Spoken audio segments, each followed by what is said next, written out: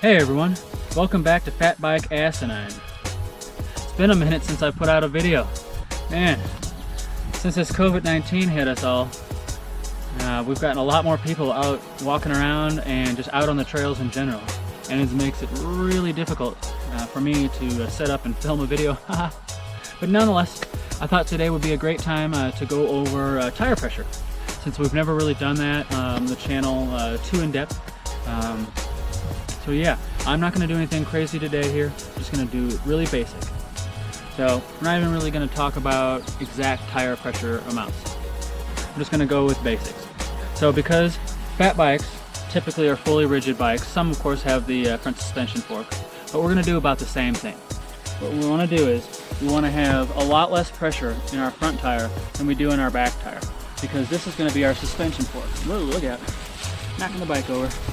But as you'll see, just do a hand squeeze. You don't even need to know the exact amount. You know, it's like, that's how much you want in the front. And this is of course for dry conditions, and if you're on a trail that's going to have lots of exposed rocks that you're rolling over, you may want to put a tiny bit more air pressure in than normal, just because you don't want to bottom out and go all the way through to the rim. Now good.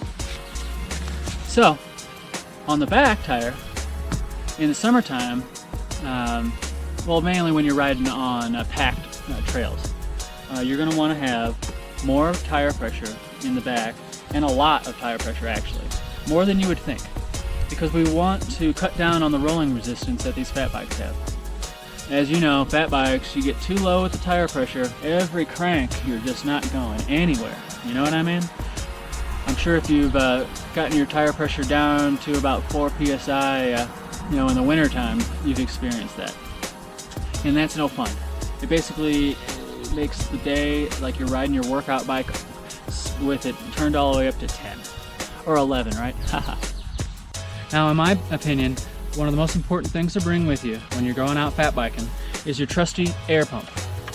I happen to like this one because it's relatively cheap in price. You can find it at most sports stores. It's the Bell AirTac 650. It's got a little bit larger tube here, so each pump stroke forces a little bit more air. It's great for these big fat tires. Check it out. Alright, I think that's going to about do it for today.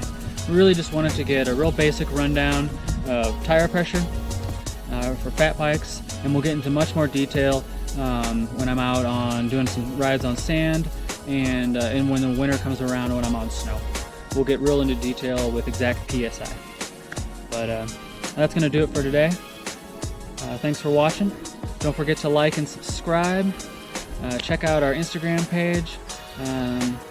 Keep up on when we're going to launch our new store, which should be launched later this month. We're going to have t-shirts like this one I'm wearing, hoodies, jerseys, riding jerseys, neck gaiters, stickers, gosh, all sorts of fun stuff. So be sure to check that out later this month. And until next time, go fat biking.